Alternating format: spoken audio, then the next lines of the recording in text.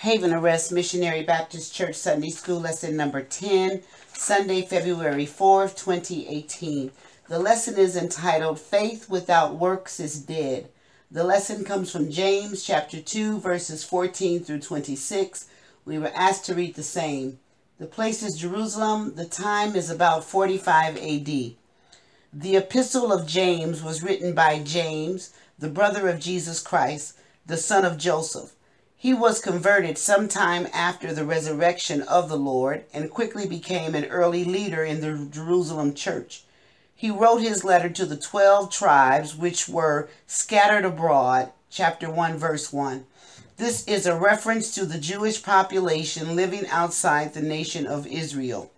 The letter emphasizes practical Christian living, exhorting the readers to live lives of consistency and sacrifice. Martin Luther found the book to be puzzling since at points it seems to elevate works over faith. However, as we study the epistle, we will discover that the author offers a balance between the two doctrines. Today's aim, facts. To understand the basic definitions of the key words in the text, specifically faith, works, and dead. Principle, to discover that the reality of the Christian life can be recognized by the results produced. Application, to assist believers to arrive at full assurance of their relationship with Christ. Illustrating the lesson, godly works are the product of faith. As our faith grows and matures, so will our works increase and blossom. Practical points. 1. Saving faith is life-changing faith. James 2:14. 2. Saving faith is visible to others and has an impact on those we encounter. Verses 15 through 16. 3. Our actions show the difference between true faith in God and mere knowledge about Him. Verses 17 through 19. 4. True faith moves believers to obey God and commit to Him, verses 20 through 21. 5. True faith takes God at His word and acts on what He has said, verses 22 to 24. 6. God can work through anyone who will trust Him, verse 25. 7. Dead faith will not reach this world for Christ, verse 26. Golden text. As the body without the spirit is dead, so faith without works is dead also. James 2:26. Today we have 3 lesson outlines. A question about faith, James 2:14 through 16. The second is comparisons with faith, James 2:17 through 20. And the third is illustrations of faith, James 2:21 through 26. Introduction. Chuck Swindoll gave a personal testimony of how his faith was tested when he was a seminary student.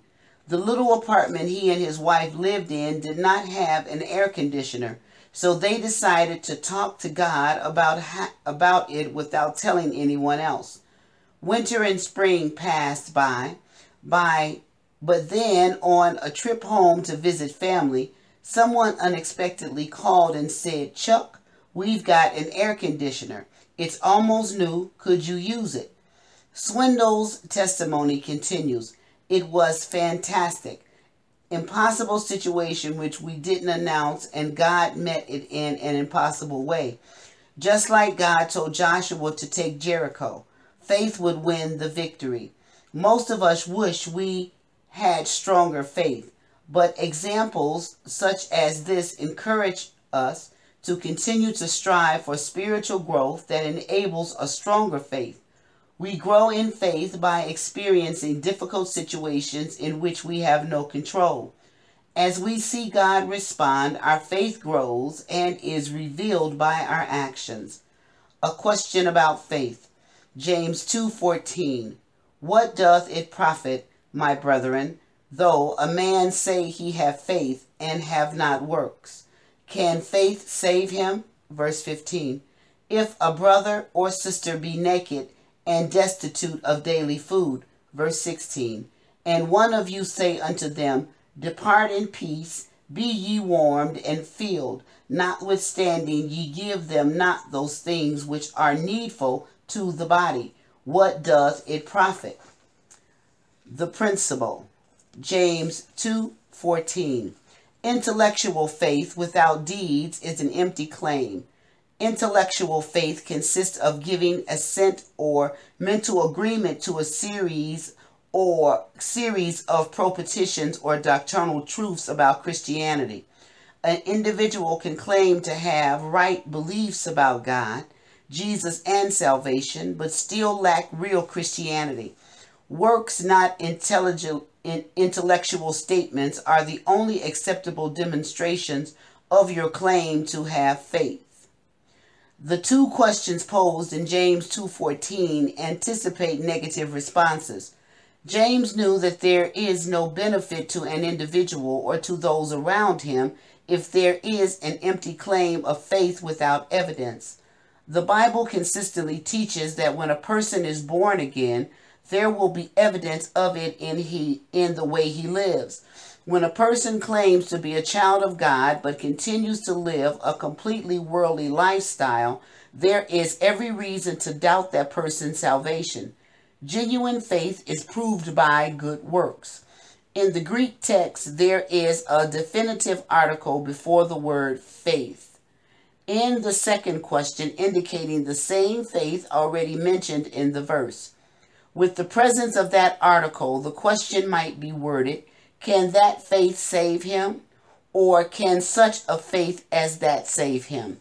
In the context of the first question, we can see that the implication is that a professed faith without any accompanying evidence is a false faith, not indicative of the type of faith needed for salvation. This does not, however, conflict with the biblical teachings that salvation is by faith alone. The Bible does not teach that works are necessary for salvation, only that they will follow salvation and be evident of it. It is necessary in studying the book of James to compare it with what other scriptures teach on faith.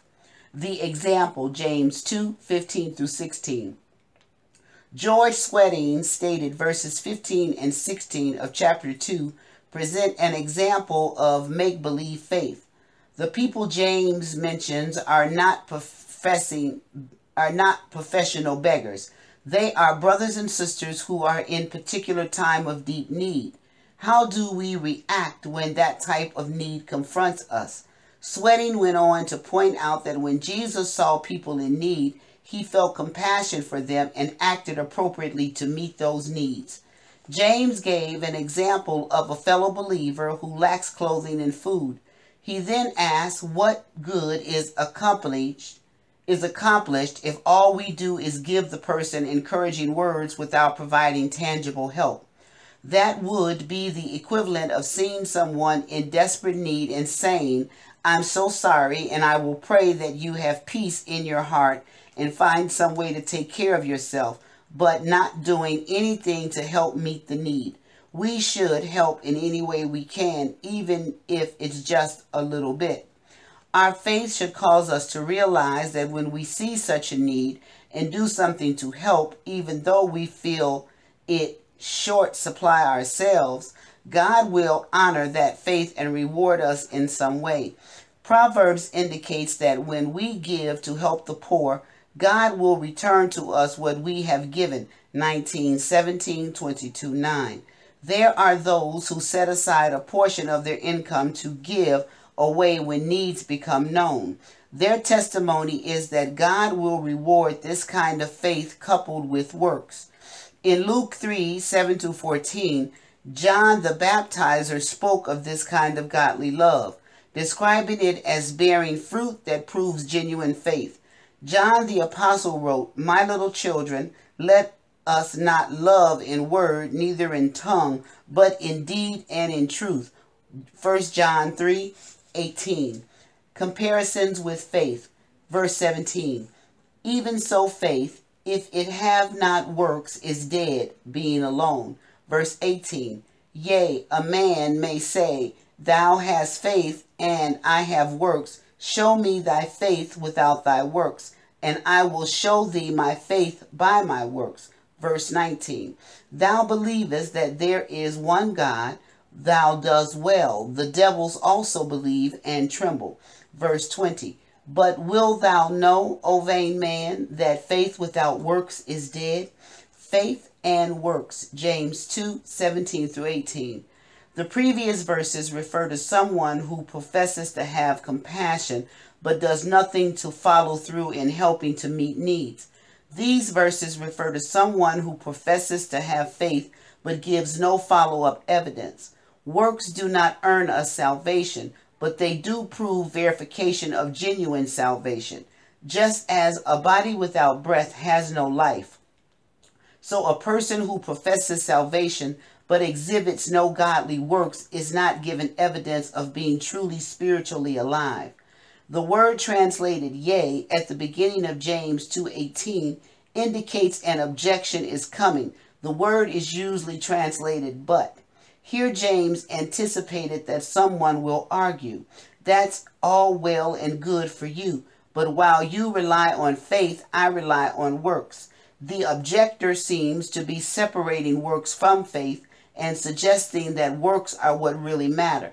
James's response again was that works do not replace faith, but give proof that faith is genuine.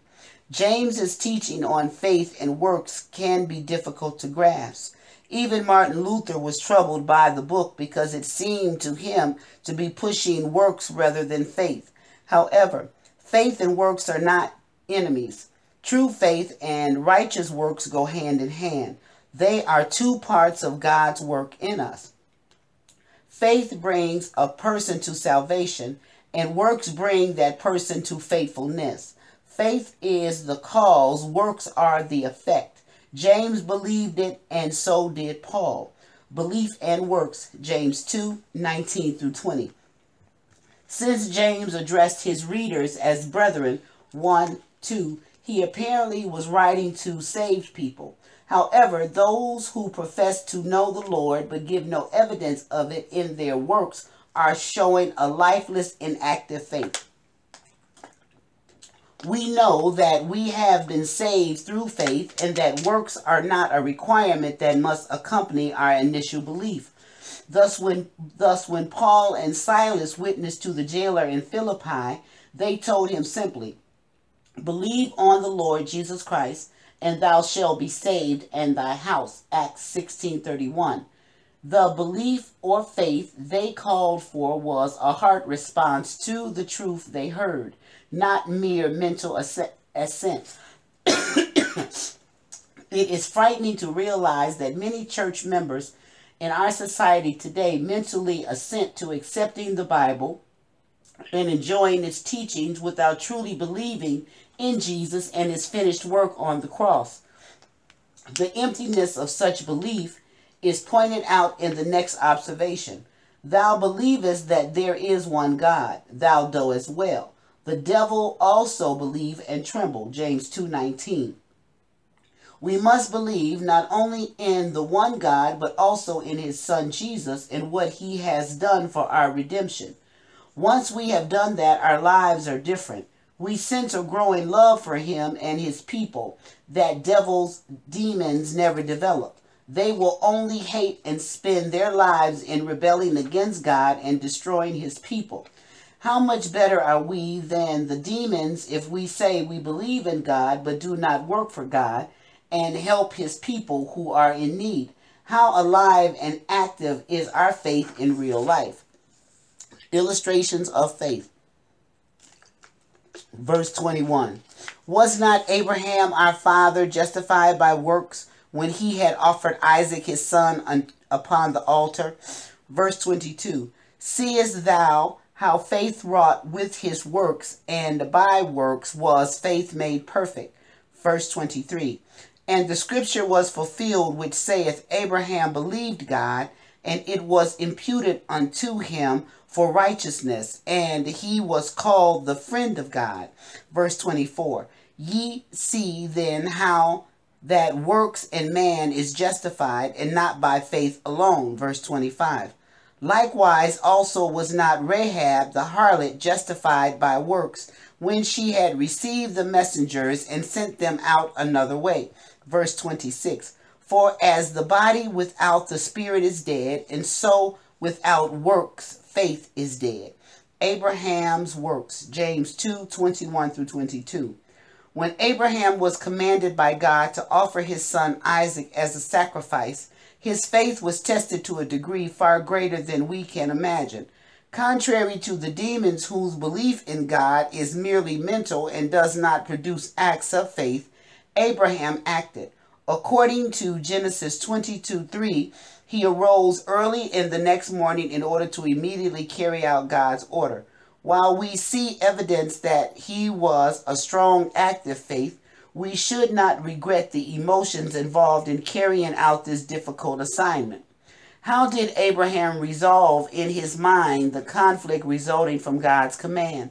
The author of Hebrews explained, by faith Abraham, when he was tried, offered up Isaac, and he that had received the promises offered up his only begotten son, of whom it was said, Then in Isaac shall thy seed be called, accounting that God was able to raise him up even from the dead. Chapter 11, verses 17 through 19. Abraham knew God so well that he could act in faith, believing that even if Isaac died, God could do the impossible to resolve this matter and fulfill his promises. James 2:21 says, Abraham was justified by his work. The word translated justified usually means to declare righteous. A person is declared just and innocent of all charges.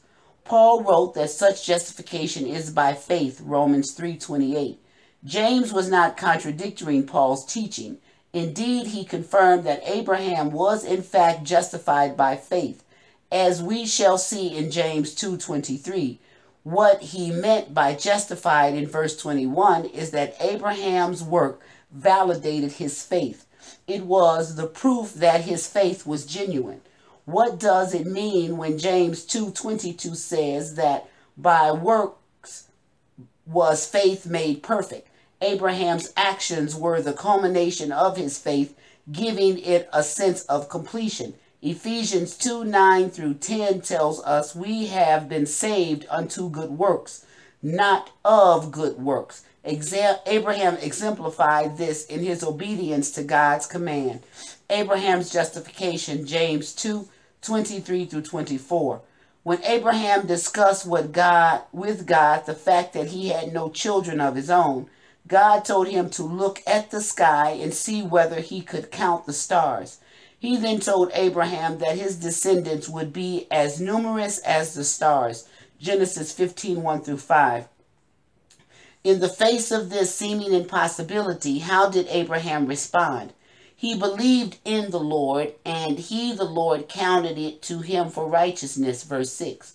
James cited this event, which happened many years before Abraham's offering of Isaac in obedience to God. Paul also cited Genesis 15:6 to prove his point.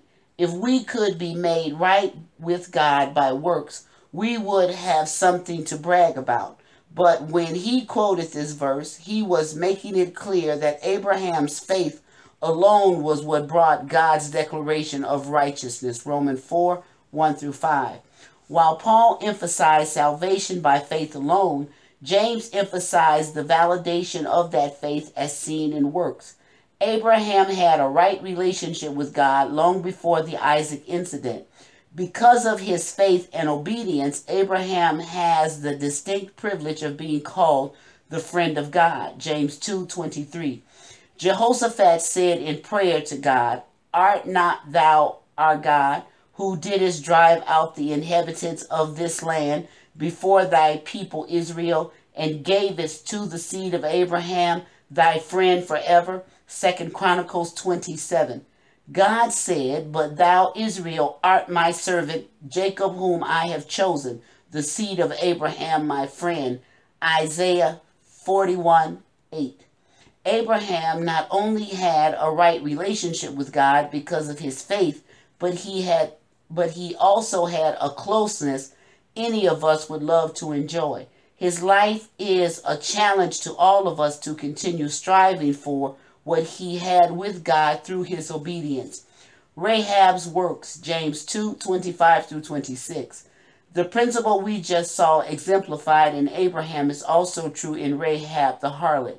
The example from her life is the hiding of the spies from Israel prior to the Israelites' crossing of the Jordan River into Canaan. She related to the men how the people of Jericho were filled with terror after having heard of the Israelites crossing the Red Sea and the conquering of the two kings east of the Jordan. She explained how this had sent a wave of dilapidating fear among her people. Rahab told the spies, "The Lord your God, he is God in heaven above and in earth beneath," Joshua 2:11. "And I know that the Lord have given you the land," verse 9. How she had become a believer we are not told, but her words revealed a heart of genuine belief in Israel's God. That faith led her to risk her own life in hiding the spies in her home from the men sent from the king to capture them. Like Abraham, Rahab's faith was proved through her actions. She too had a right relationship with God. We should note that even a person with a degraded lifestyle like Rahab is not outside the reach of God's grace. He loves even those who have lived very sinful, wicked lives, and he is just as ready to forgive them as he is the outstanding moral leader of a community. Faith and works together are as important as the body and the spirit. A body that has no spirit within is dead. A similar fashion, a professed faith without works to validate it is just as inactive as that dead body. How do you appear before God and his people today? Is your faith obvious? Questions. 1. What did James's first question imply, and what is the answer? 2. How should we understand the second question he asked? 3. How did James use a needy believer to illustrate an inactive and ineffective faith? 4. How should we understand James's statement that faith without works is dead? 5. What objection did James anticipate, and how did he answer it? 6. If James was addressing believers, how do we understand his teaching of a dead faith? 7. How important is our belief in Jesus and his work, and why did James refer to the demon's belief? 8. What work of Abraham is used to illustrate his active faith? 9. What enabled him to do this? 10. What work of Rahab is used as an illustration of active faith? This concludes the lesson for Sunday, February 4th, 2018. Thank you for listening. God bless.